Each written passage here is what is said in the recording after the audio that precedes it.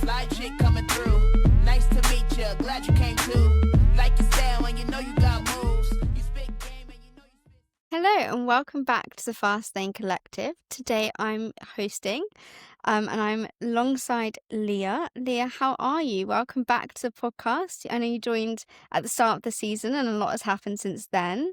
How are you doing and how are you finding the season so far? Yeah, hello. Thank you so much for having me back.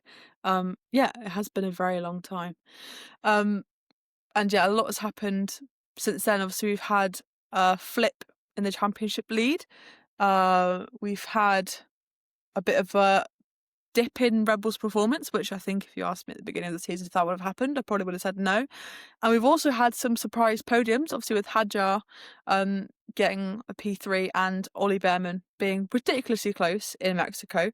So yeah, a lot has happened. A very busy season, but probably one of the best that I've ever watched fully. So yeah, it's been a good year so far. It has been a good year so far. And as you said, like a lot has happened. We've had some surprise performances that we weren't really expecting. But we're now 3 races out from the end of the season. We've just had the Brazilian Grand Prix. And that was also quite a crazy race. I'm going to start off talking about Red Bull. And my biggest question for you is, could Max have won the race if he hadn't pitted for the final time? So for a little bit of context, during the race, Max started in the pit lane.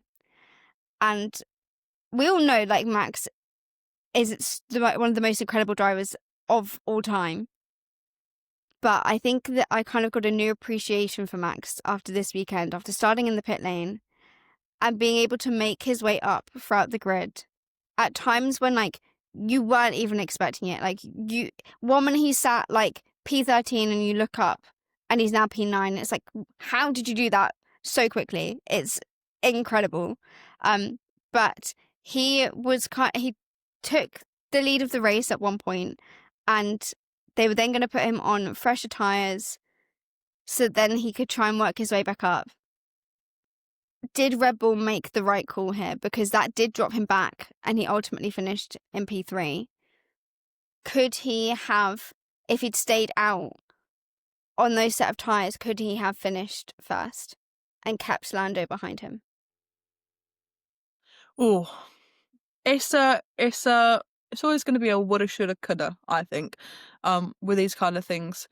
If there was one more lap or 2 more laps potentially, I think Max would have outdriven Antonelli. As much as I was really impressed with how he performed at the Brazilian Grand Prix as a whole, in the sprint and in the feature, I think Max would have swallowed up Antonelli. Should there have been, one more lap around Interlagos, or 2. So I think it's always going to be a woulda, shoulda, coulda. Would he have won if he didn't pit for the final time with others behind on fresher tyres? I think so. I think Lando's performance at the Brazilian Grand Prix, not that I'm biased, we'll probably touch on it later, but he was so dominant there, and in a weekend where his closest championship rivals, one of them crashed in the sprint race, and one of them had to start from the pit lane, it could have been a very easy weekend for him to become complacent. But instead of doing that, I think he just showed his strength, and we're definitely seeing that in this latter part of the season, of just maybe what we've been lacking from him this season. So I don't necessarily believe that Max would have won the race. And if he did, like you said, even after Brazil last year, when he qualified poorly and came back to win, I had massive appreciation for him then. Whether you like Max or you don't like Max, you've got to appreciate the talent he has inside the cockpit of a Formula One car. It is second to none. He is genuinely one of the best there has ever been, I do think, and he has shown that. He has that killer instinct. I think very few drivers maybe have anymore. It's just a different type of driver we're seeing in this generation, but no one has the mindset like Max does. He is an absolute hunter when it comes to picking people off. So do I think he could have won it? I'm not convinced. I would love for him to prove me wrong, because then I don't think anyone has ever won from the pit lane, or from starting in the pit lane, sorry. So I don't think he would have won the race. I think Lando was too strong, and Lando, depending on the timing of the pit stop, would have been on fresher tyres anyway, so Poyle would have had that advantage. It would have been entertaining to see, but I think he could have got P2. Yeah, like I said, should have been a lap or two more, which is still an insane recovery drive, but I think P2, P3 was probably the best Max could have done regardless of what tyre he was on. You have kind of touched on this a little bit. Would you say that this is one of Max's best career drives to date? One of his best. I do think it definitely is a stamp on his career. Do I think it's better than his drive in the rain? Probably not. I think 2024 is still one of, if not his best drive of his career, and it proved exactly why last year, despite what people thought about Lando potentially getting that championship towards the end of the season, it proved exactly why he should and did wrap up that title. It's still ridiculously impressive though, isn't it? Like, to start from the pit lane, and I think he got up, I don't know if it was into the podiums, I wrote it down because I was just so impressed. He got up to like P3 or P4 within like 24 laps, which isn't even a third of the race distance. It's like, this is what I mean. He's just a hunter. Like, he just picks him off so much. And even in a car like Red Bull, which we've seen underperform this year to an extent, even Max has, been on the radio saying how much he's struggling with the balance of the car. And he just is really struggling to get hold of it at times. We know it's a really difficult car to drive anyway, let alone for a 4-time world champion. But it is definitely up there. I think, like I said, you can dislike him, you can dislike drivers for whatever reason, but underneath it all, you've got to have respect. And for what Max did at the weekend, you've got to respect it. He would have, like I said, don't think he would have won, but to even be P3, could have been P2 at some points. It's just it's a real mark on exactly why he is as hyped about as he is, and just the talent he has in the cockpit. I don't think there's many people like him on the grid. I don't think many drivers could have replicated what he did. I do agree with that. I think that, for me, the reason that I think it is top, like up there, like it's not number one, but it is up there of why this is one of his best career drives, is that in the amount of time that he made his way up the field was so impressive. But also, I'm hoping that this statistic is right. I should double checked before we filmed this, but I didn't. I don't think anyone has won a Formula One race from the back of the grid or from starting in the pit lane. And the reason I know this is because in Formula E, at the start of season 11, a driver won from starting last and won the race. And that's when the statistic came about that, like, it's never happened in Formula One either. And I think when I saw Max then getting into first, I was like, this could happen. Like, this could be it. We waited a long time for this to happen. This championship's been going on for 75 years. Like, this could be the moment, which would be crazy if it did. And maybe if it was a different strategy, they could have done, because Lando knows, like, that if he's going up against Max, he kind of knows how it's going to go. He's raced against Max so many times now over the last couple of years that he knows what kind of tactics Max is going to do, what kind of moves he's going to make. And I don't think at this point in the championship, Lando would then risk anything. So I think if they had kept Max out, he might have then gone on to win the race, because Lando wouldn't have wanted to challenge Max in a way that would then cause an incident or, like, cause a problem to him and his car, when it at the moment is quite crucial that he needs that. And also he knew that he was going to be ahead of Oscar anyway. There's now a 24-point gap between them, so, like, he knew that he didn't need to do anything outlandish, but also if he did, that would then obviously decrease the gap, and he doesn't want that going into the final 3 rounds. So I think it was an interesting call from Red Bull. It maybe didn't pay off in exactly the way they wanted it to, but again, I'm so shocked and well, not even like shocked, because I do expect this from Max because I know how talented he is. But it was more just like a wow, like even though he's not had the best car, he's still proving what he can do as a driver, and that it's not all just down to his car. Because there was such big discussions a few years back, like, is it Max or is it the car? And I feel like moments like this prove that it isn't just the car, because you have to have some level of talent to be able to go from starting in the pit lane to at one point being first in the race. It's just, to me, such an impressive drive, and I think a moment of Max's that I'm going to remember for a long time, because as I say, it just really stuck out to me this weekend. Like, that performance for me was just so up there. Max has had some incredible drives over the last few seasons, and that just, for me, confirmed like his capabilities. But moving on to kind of talking about Max in comparison to his teammate. As we know, this year he has been teammates with Yuki Tsunoda, and there's currently 313 points different between the two Red Bull drivers. This is kind of starting to make me question whether or not Yuki will be in that Red Bull seat next season, or even on the grid. Now, there's only 2 teams left that haven't fully chosen their full lineup for the year, for 2026.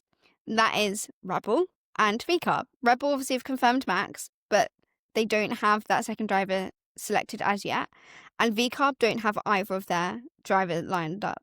Now, Isaac Hadjar has definitely proven himself.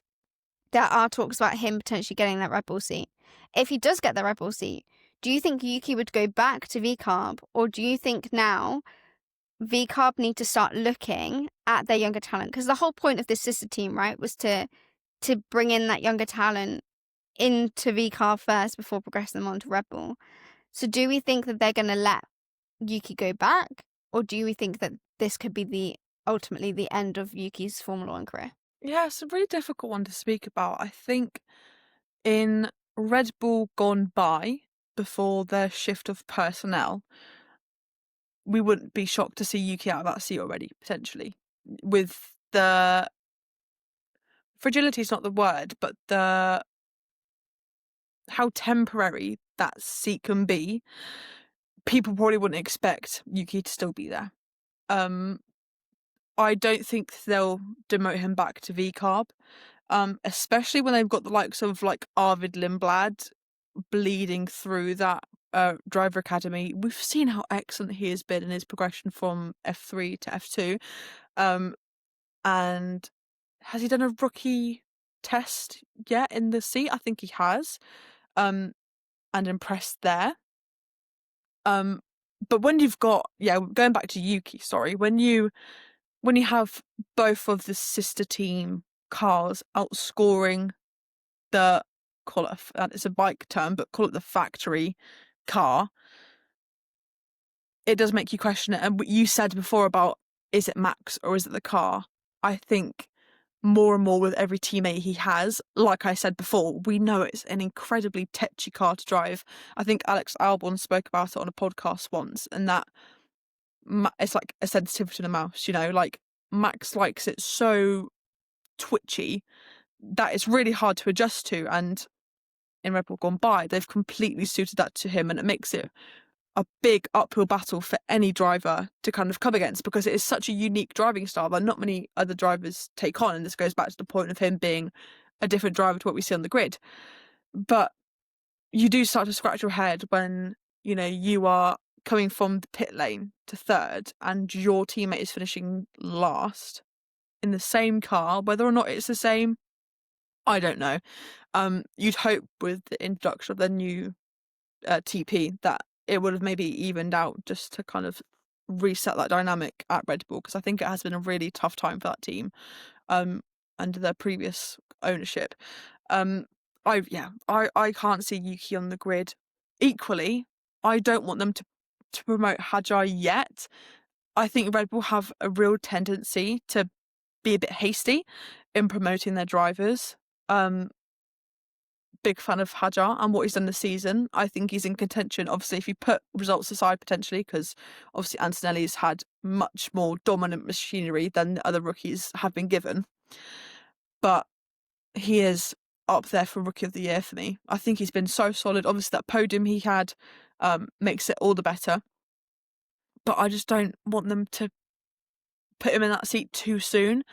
I think he does deserve it, don't get me wrong, but I don't want him to have it yet. I want him to have at least another year to develop in that V-carb seat. He's really new to Formula One in general. And, you know, sometimes that adjustment is difficult for people to make that jump up from the feeder series. I think all the rookies this year have adapted very well. So they're a bit of an exception, a bit of an anomaly in this pattern, but I don't want them to promote Hadjar too soon. But then who would take that Red Bull seat alongside Max? You're not going to put Lawson back in there. Like, surely you're not going to, if you're not going to keep Yuki there, you're not going to put Lawson back in it. And that pains me to say, because I think Lawson should have had more time in that seat. But yeah, I can't see them keeping Yuki there. And especially with the ties to Honda he has, obviously with them moving over to Aston Martin, I can't see him keeping on the grid, which is a shame, because then it goes, okay, where is he going to go? Is he going to look at going to IndyCar, going back to Super Formula, you know, things like that. But yeah, a very long-winded way of saying I can't see Yuki in that RB seat next year. I think we're very much on the same page, because I feel the same. And it's painful to admit that I don't feel like Yuki's going to be on our screens next year. They're going to have to look at bringing in Arvid Lindblad, because he has been incredible. His junior career is honestly like so impressive. And I also feel like he's not someone that is like on everyone's radar, but he definitely should be. And if Red Bull are smart about this, they're going to start investing their future in him. Like, they know that he has the talent, right? But like you said, I don't think they're going to put Lawson in that Red Bull seat. And I've spoken about this so many times on the podcast, but I really think that they should have given him longer at the start of the season to adjust. And I think Yuki's performance has proven that. I don't know what they're thinking, because yes, we have lost some of their like key team personnel, but there are still some other key members of the team that still think in that way. Like, for example, Helmut Marko, he very much has a similar mindset to Christian Horner, and has that kind of like ruthless, harsh mentality of like, if you don't perform it out. But then they kind of pick and choose like when they do that, because they haven't then like got rid of Yuki yet immediately, and they kept Sergio Perez in that car for a while when he wasn't doing well. So it's like they choose their moments of when they are quite harsh and ruthless. So I think that Isaac will be on the grid for definite next year. I think if they step him up, it's too soon. And I think Isaac knows it's too soon. From the way that his demeanor has been in interviews, press, he very much seems to kind of speak about it quite tentatively, like he's unsure about it. And I think he thinks he needs another year to adjust, which would make sense, because he knows how big of a step and what the expectations are in that Red Bull seat. And when he's thriving at V-carb, you kind of are like, do I really want to go somewhere else where I then might drop to the back of the grid? Like, you can see Yuki's performance. He knows where Yuki is. He knows that like 9 out of 10 times Yuki is behind him, not in front of him. And he's probably thinking, that could be me next year. Do I really want that? When I could be in kind of a similar position next year as I am now in V-carb, and be kind of getting that experience under my belt. So I'm not sure the Red Bull are definitely going to go down. But I think it's an interesting thing to kind of discuss now that we're only 3 races out from the end of the season. But I'm going to move on to a team that had a really difficult weekend, and that has kind of continued on into this week as well. Ferrari had a very disappointing weekend with a double DNF. We saw that Lewis Hamilton had a couple of knocks here and there and damaged his front wing, and like, he just didn't have a good race, and he needed that he needed a good weekend. But also, Charles Leclerc also DNF'd after an incident that involved Oscar and Kimi, and obviously Charles as well. This has stirred up quite a lot of different opinions from people within Ferrari and outside of Ferrari as well. And the Ferrari chairman, who I believe is called John Elkann, said, and I quote this directly from his interviews, "It's important for our drivers to focus on driving and talk less."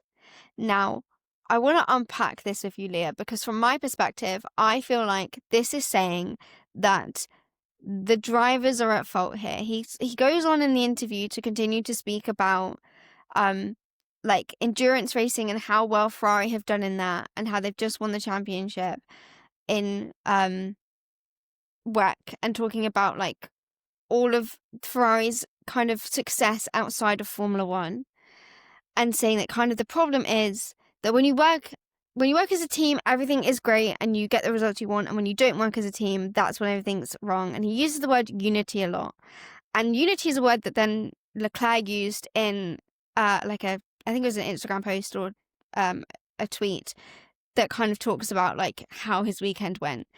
And I think that word is quite key to this kind of overall story here of like, they're saying that the engineers work really great and that the teams are really, really great, and it's the drivers who are at fault. But we know for a long time now that Ferrari have not been winning championships in Formula One for years, right? So we know this is a problem. So why are they blaming the drivers when the drivers have changed throughout the years? We've not had the same driver lineup from like, this is the first time we've had these two in these seats together. Obviously, Leclerc's been at Ferrari for a while now. It's not the drivers that are the problem. The team together is so kind of discombobulated. Like, it never fits. Like, you have all of like the pieces to the puzzle, but I feel like they're just putting them in the wrong holes. Ferrari became a laughingstock a few years ago. The whole like clown meme became a thing because of Ferrari. Their strategy calls were disastrous. They seem to never work well as a team. Their communication was really poor, and that's bled into the season as well. So having the chairman kind of blame the drivers doesn't feel fair in this situation. Leah, are you kind of seeing this in the same way? Do you think this is what John Elkann is saying, that the blame goes on to the drivers, that they need to kind of stop saying what the problems are and that they just need to get on with it? Because I think that the people who know the most to help benefit the team and to transform the car are the drivers, because they're the ones out there on track. They know the conditions of the track. They know how the car's feeling. They're the ones that are experiencing it and bringing in that vital information, collecting all of that data. Surely you should be listening to your drivers to then adapt the car to suit them best. It's clear that John doesn't feel the same way. Are you kind of taking that into consideration as well? Like, is that what you're thinking his message is saying? I think this weekend just gone, with the result Ferrari had, is just a great way to summarise their season as a whole. It has not gone well for them, has it really? Their last win was Carlos Sainz. And Carlos Sainz has scored a podium, if you know, well, yeah. Apart from Hamilton's sprint race podium, Sainz has scored a podium before Hamilton has at Ferrari for like feature races, if we call them that, like proper Grand Prix. Which, when you put it into perspective, is a bit mad. Yeah, I don't know what John's. I agree with you. I think he is hinting that the drivers should just focus on their job and not complain as much as such. But it's literally their job to give them feedback. It's a bit baffling. Obviously, being the Ferrari chairman, I'll be completely honest, I couldn't tell you what his job title entails. I don't know how many Grand Prix he's been at, how involved he is in the day-to-day running of the team.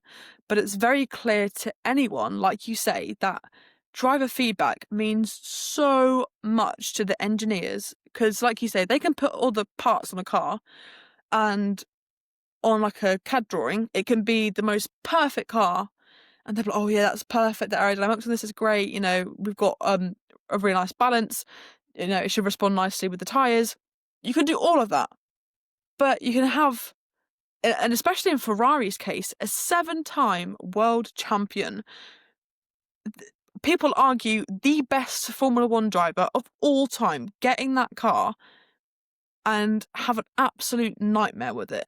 Like, then you've got a, no one's doubting, and I hope not anyway, the talent that both Hamilton and Leclerc possess. Obviously, Hamilton, much more successful, but has equally been in the sport a lot longer. But that does not undermine how good, if you call it in his prime, because I still think we see that Lewis Hamilton excellence every now and again, and we're really privileged to have witnessed the Lewis Hamilton era, I think. But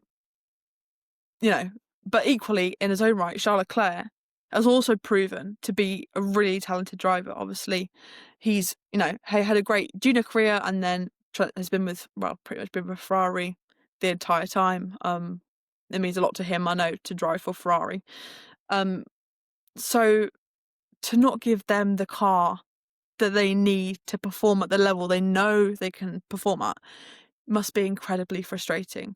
And for a comment like this to come out, I don't know how I would react if I was one of the drivers, because it is literally like they actively ask, how are these tyres feeling? Do you think you could do this on these tyres? Do you think you can extend? Do we need to, box early? They do it in their code way because obviously they don't want their competitors to know. But it seems a bit hypocritical. Like you actively want that from a driver. Okay, to an extent, it can get too much. And I appreciate with the bad season Ferrari has had, it can seem a bit of an overload because it looks like from the outside looking in that there's like very little positives they take away every race weekend, which must be really draining for the team, don't get me wrong. But equally, you want that feedback from the driver so you can make those corrections and you can make it a better car. Part of me wonders if this is it now and they just see this regulation out ahead of the regulation change next year and they just go, do you know what? This year clearly isn't our year. We'll settle for where we get to in the Constructors' Championship because they've dropped from 2nd to 4th. So not that P2 isn't still P3, sorry. P3 is definitely still on. They're only a handful of points behind Red Bull. But it's just such a bizarre comment to make, I think. And yeah, just a really odd comment to make, especially with the caliber of driver you have in your team. To make a comment like this is very bizarre, and obviously Leclerc was very unlucky with his exit from the Grand Prix. Like that was very unlucky. He was a passenger. He couldn't have done anything. He couldn't have even limped it back to the pits probably because of the damage on his wheel. He wouldn't have been able to do it. And then obviously Lewis had that tap with Sainz and then went into the back of Colapinto, lost a lot of downforce. He did get to change his front wing under the safety car, but it was always still a struggle. So this weekend, maybe not the time to come out with a comment as such because, especially for Hamilton, he didn't actually have a car beneath him that could have performed because of the contact, not even necessarily because it was a bad car. He didn't obviously qualify very well, but we've seen drivers make up positions and that could have equally happened to him. But yeah, my biggest takeaway from this is that he is a bit pointing the blame at the drivers and saying, you should, crack on with it instead of complaining all the time, which I don't necessarily agree with. Absolutely. I think that it takes away from what the team are trying to achieve, and it's not kind of what you want to hear from people quite high up at Ferrari. And like you said, we don't know what his job entails. So how much does he actually know about the ongoings at Ferrari? I think that now they're going to kind of leave this in the past. They're going to, okay, this is our season done. Like, this is it.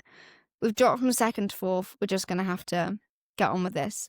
But do you think that they can turn this around, or do you think now it's just too late and they should just kind of forget about it, move on to 2026, the whole regulation changes, they've got a big year coming? Is this now kind of like water under the bridge, so just forget about it, move on, and just focus on 2026? I definitely do still think P3 is potentially on, so that at the moment, as we are recording, they are only 4 points behind Red Bull. Obviously, with how Yuki's been performing, they probably have a better chance of securing P3. Just on the consistency basis, I think, although they don't have necessarily the best car beneath them, that they could still definitely get P3.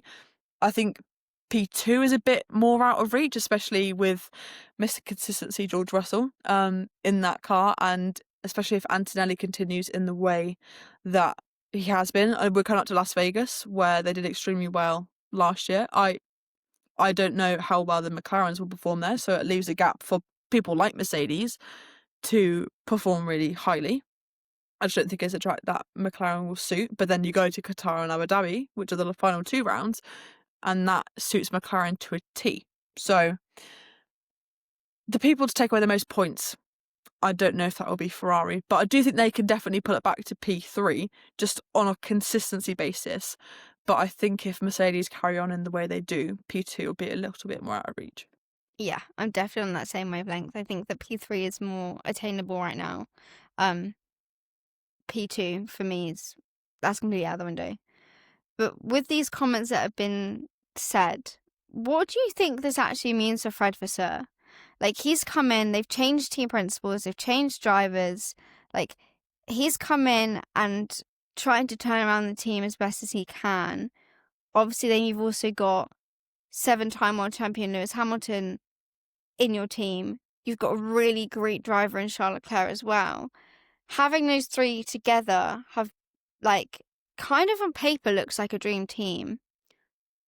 Do you think that this is going to kind of make Fred Vasseur feel maybe a little bit like out of touch with his team? Like, if someone high up in Ferrari is making these comments, do you think he's then starting to question like his kind of managerial team principal role within the team? I hope not, because I think Fred Vasseur has so many components that make him such a great team principal. I do think you touched upon it, feeling a little bit out of touch, particularly with the higher ups, potentially, because I think he is doing all he can. Obviously, he came into Ferrari at like a really awful point. Like, that team, like you said at the start when we started talking about the team, their strategy was like baffling, genuinely mind-boggling, even for people that necessarily didn't know too much about the sport.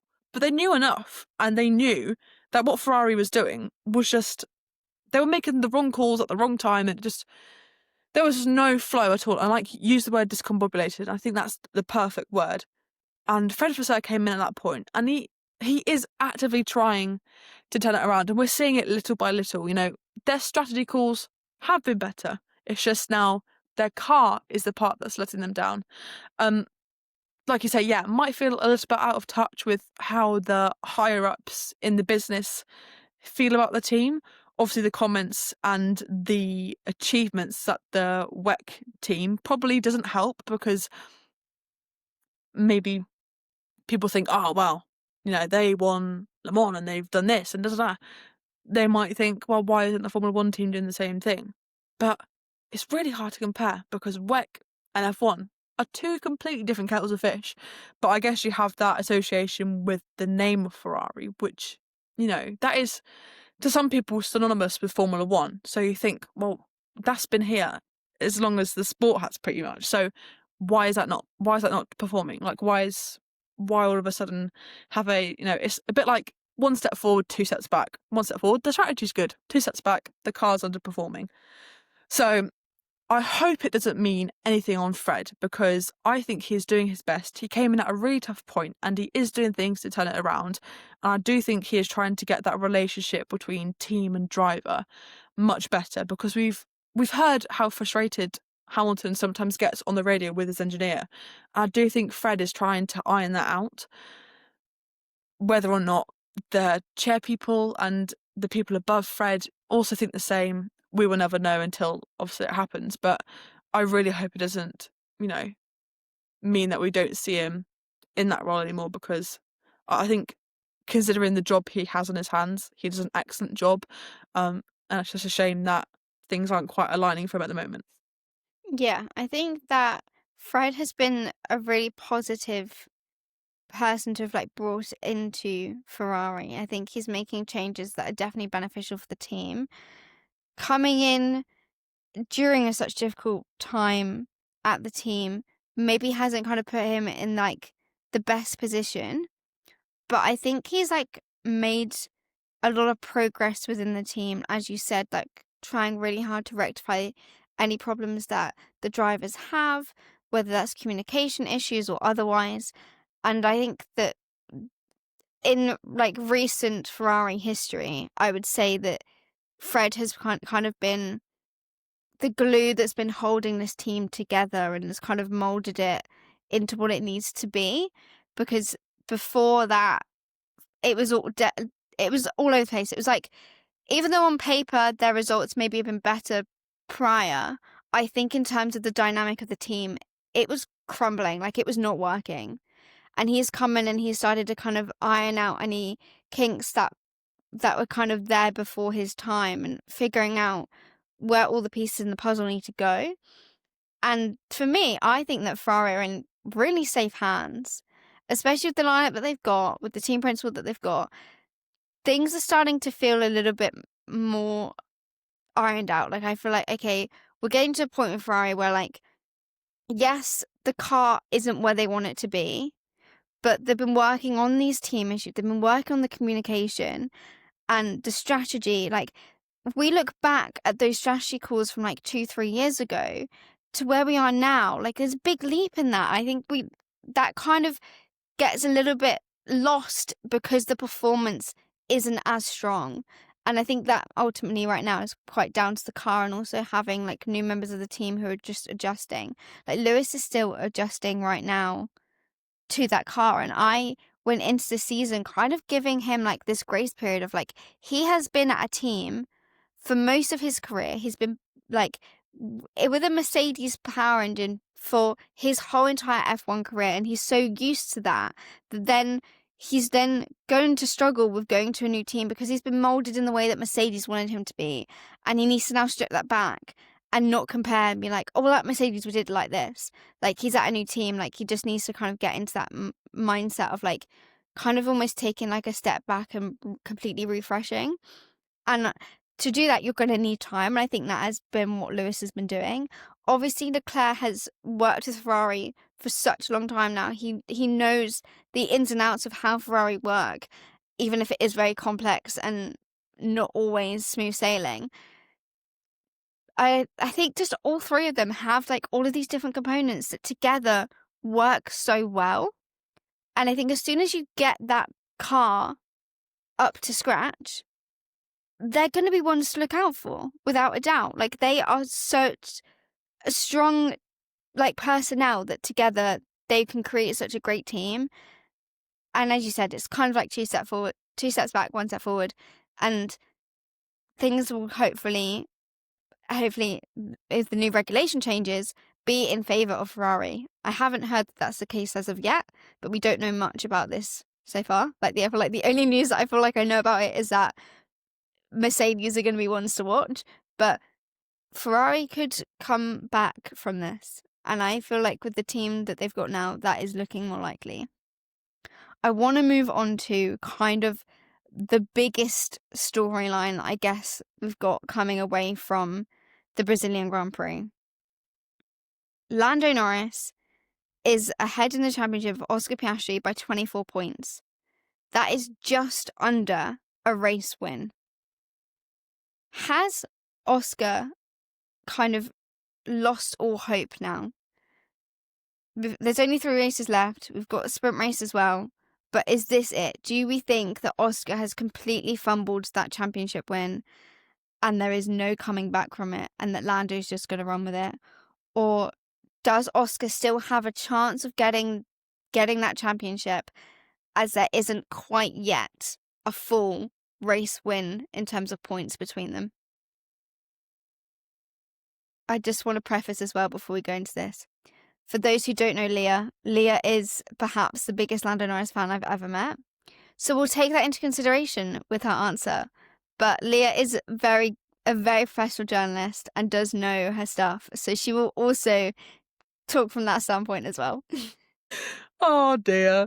Yeah. Lando was the driver that got me into the sport. So I think you're always going to have a soft spot for the people that got you into it. But I am a sports journalist, so I'll keep that bias to the side. Probably not what you're thinking, but no, I really don't think it's all hope lost. Like you say, I think if it was like more like 30-ish, 35-ish points, you maybe be looking at it going, okay, right. There's been a massive swing, and fair play, because I think a lot of people going into the season and then around the halfway point pretty much thought it was Oscar's wrapped up. Like, I don't think I'm going to offend anyone by saying that. Even I really thought this was probably going to go Oscar's way. I think with it being just under a race win, all it takes, and I swear to everything holy, if I jinx this by saying it, I don't know what I'll do with myself.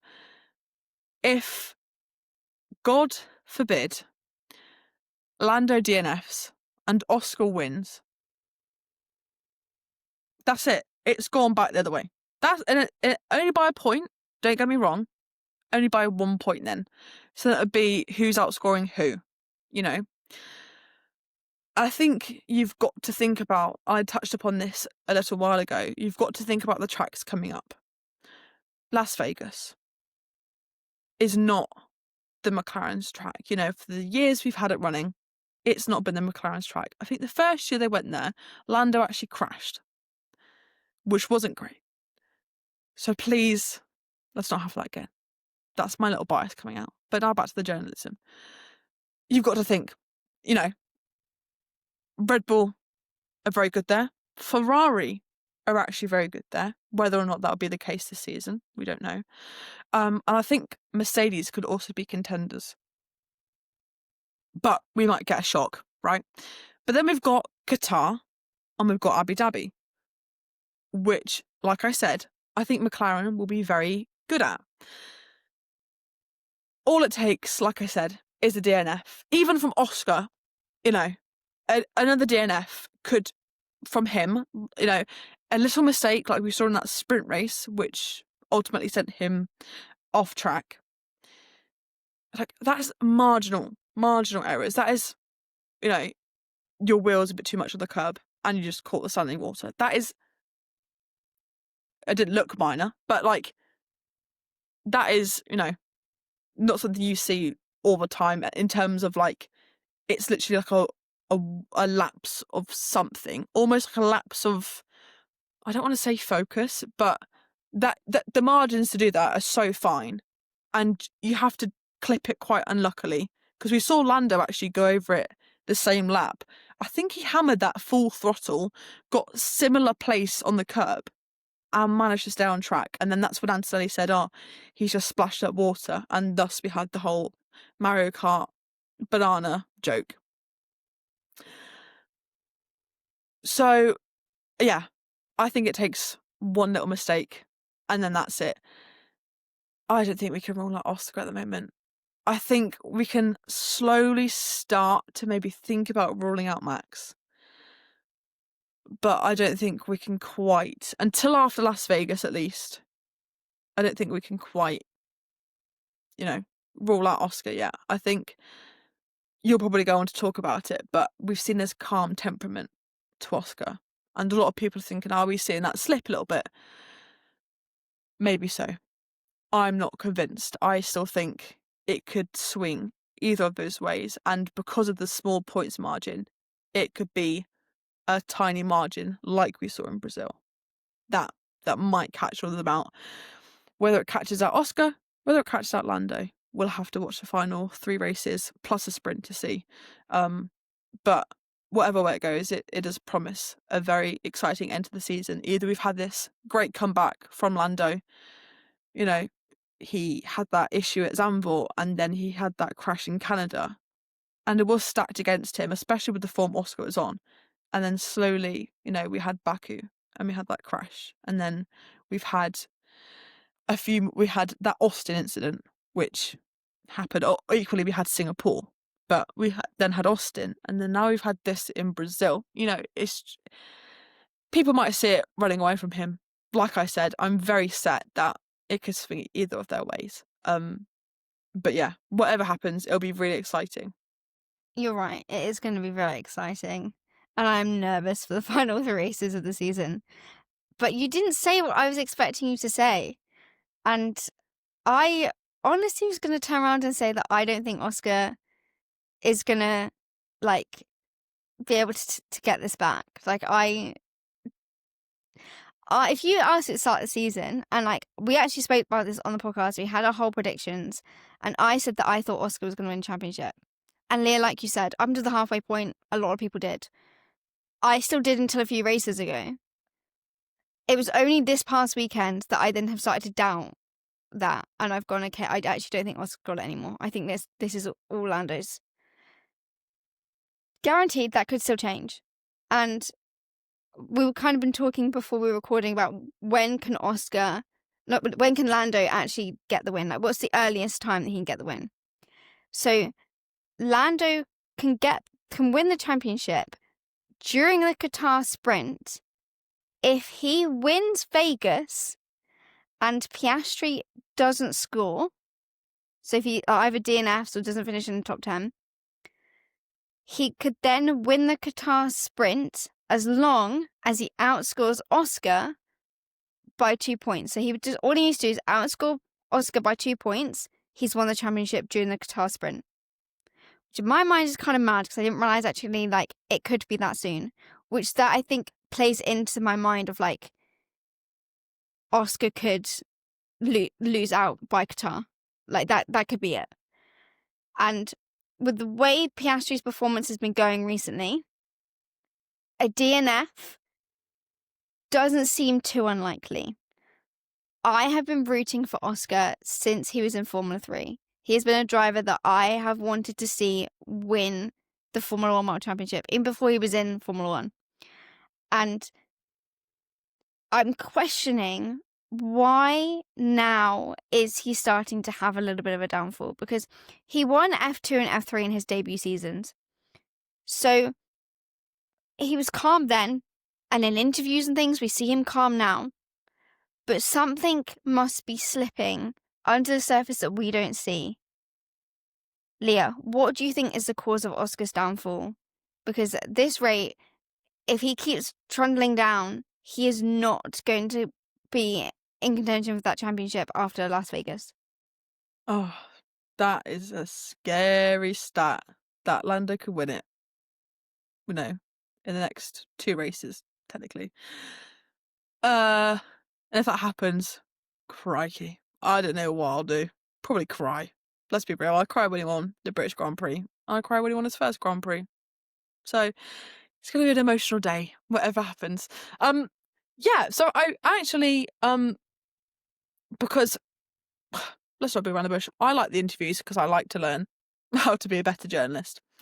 And I think replicating good journalists is the way to do that. So I always take time to kind of listen to the post-race interviews. And also I think it teaches you a lot about the sport from stuff you might not get elsewhere. And I'm not sure when it was, but they've been talking recently about a slight change in setup. And I can't tell you, you might know, Daniella, but you might not. I'm not sure when the setup change happened, but it did. And Lando has adapted super well to it, it seems like. And Oscar has really struggled to find that drive again. And not that I don't trust Oscar, because I think I do. But to play devil's advocate, to an extent, if you know that it's your performance, potentially, it's let's take the Brazil, for example. I keep going back to it and it being a fine margin.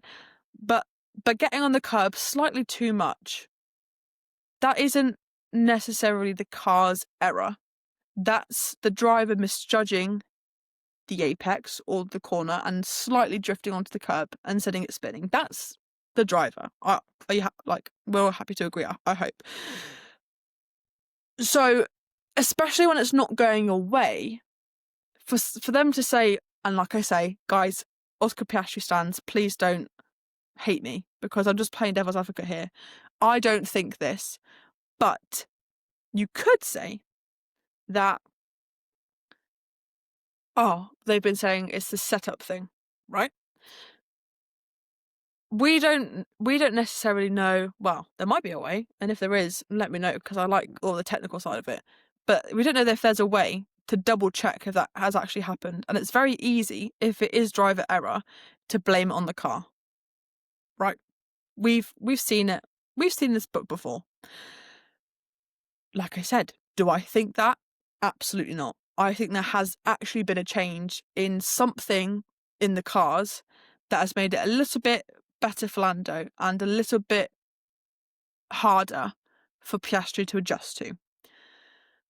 So I think that is why we have seen this lapse of performance. I don't necessarily think he's losing that calm demeanour as such, although we have seen him on the radio get a bit, not tetchier, that's not the word, but what is the word I'm looking for?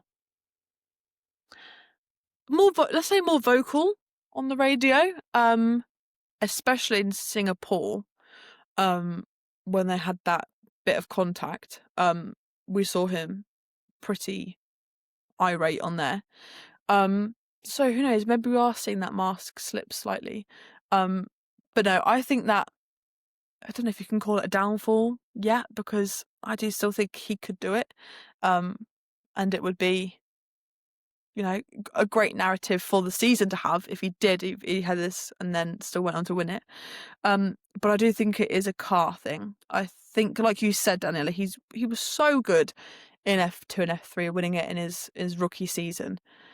And he joined McLaren at a really good point in terms of when Lando was there with Daniel. Like, Lando has seen that McLaren be at the back of the grid. Even as early, as like most recently as 2023. Like at the start of that season, it was pretty bad. And then their kind of turning point was Austria, Silverstone time. And then ever since then, it has been the car to drive. So Oscar joined at a really good point to join the Papaya unit. But I think it's a car thing. I don't think Oscar's necessarily doing much wrong. Obviously, maybe he had to drive in that way that put him further onto the curb because the car wasn't responding in the right way. We don't know. I can't remember what he said in his interview. But yeah, I don't think you can call it a downfall, but I do definitely think there's been something changed about the setup of his car. I did do a little bit of research on that in terms of like the setup and that. And I can't remember now, and I forgot to write it down, when they last changed the setups, but they were saying that like they actually decided to do that as their final setup change and then leave it for the rest of the season so they can start putting in time into the 2026 car. Because I think it was probably around the time that they won the Constructors' Championship, because they're like, okay, we've already bagged that, like we don't need to worry about this anymore because they've got their end of the deal. Obviously it's great to get a Drivers' Championship as well, but their obviously main focus as a team is the Constructors. I think you are right. I think that the car is playing into this massively, but I do think part of it is also that mentality, which I think I'm not alone in saying this, that we weren't really expecting it from Oscar. We would expect that more from Lando.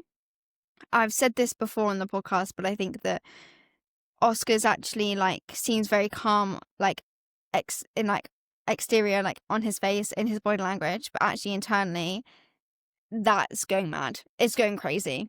And little things are kind of getting to him. And in terms of this move that he made that caused the incident between him, Antonelli, and Leclerc, I was sat watching this race with my friend, and I turned to her and I was like, just getting a little bit frustrated at Oscar because, you know, he was doing really well and he could have won the championship, and now he's making these silly, almost like rookie-like mistakes at times that don't feel like him, that he hasn't done in his whole career, junior career, up until this point, and now he's making these mistakes.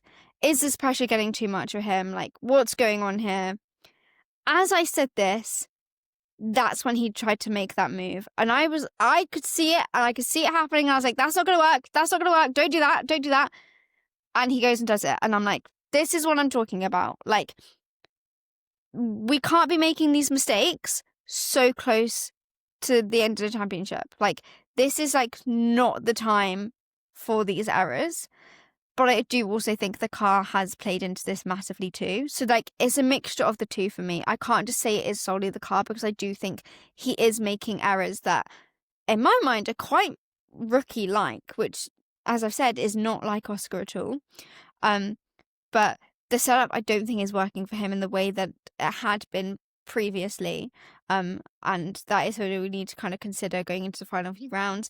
This is probably going to spark some controversy of people saying like, oh, well, they've just set it up for Lando because they want Lando to win the championship because Lando is the golden boy. I don't think that's the case. I would hope it's not, but I don't think that's the case. I think it is just pure coincidence that Lando's been able to kind of capitalize on this and kind of run away with it, because whenever he's in the lead, he is on a massive margin. Like, he is so far ahead of whoever's in P2. But then Oscar had been like that at the start of season 2. Like, whenever either one of them was in the lead, they were so far ahead of whoever was second. And I think that makes this championship quite interesting this year, because I was expecting the two of them to kind of have more battles between each other, especially for first. We haven't really seen that because they've been able to just take the lead and run with it. And so I wonder what the championship would look like if the two of them had to have battled it out. And I said to Leah before we jumped on that what I thought was going to happen once McLaren won the constructors, I thought, okay, gloves are off. How the rest of the season's going to go is Lando and Oscar are going to be crashing into each other left, right, and centre because the pressure's too much. Everything's on the line, and this is where like things are going to go wrong. And then Max was going to capitalise on that and actually win the championship, because I did think it was going to be Oscar. And then when the whole McLaren like taking the constructors and then kind of being like, right, the gloves are off, they can do what they like now, no more McLaren rules, this is how it's going to work. I did genuinely think that was the route that was going to go down. But because either one of them would then be in the lead and create such a big gap, they then weren't close enough to have those incidents and for that to happen, which is just like a testament to how great they both are as drivers, but also like how strong that McLaren car has been. So yeah, I think you need to there's like multiple factors and like not just like one overarching like reason as to why Oscar is in the position that he is in now, but it does make it interesting heading into the final 3 races, and I'm very intrigued to see what happens in Las Vegas, especially a track that, as we've said, doesn't really suit their car. I wonder how Max is feeling ahead of this, and if this is something that he thinks that he could then kind of throw into the mix a little bit. I think this could be wrong, and I'm going to just preface this because I might have gotten this fact wrong because this is off the top of my head. I think if Max was to win this race and Oscar was to not score, I think he'd still be quite a few, like, I want to say like 7 points, but I feel like that's still wrong. Quite a few points behind Oscar. So like, even if Max wins this race, it's still not going to necessarily change the standings too much in terms of the title. But it will still add a little bit more drama. But that is all that we have for today's episode. Thank you, Leah, for joining me today. I've been your host, Daniella, and it's been lovely to have you all come and listen to this episode. Again, thank you for listening, and we will see you in the fast lane. Goodbye. Hello, fly chick coming through. Nice to meet you, glad you came too.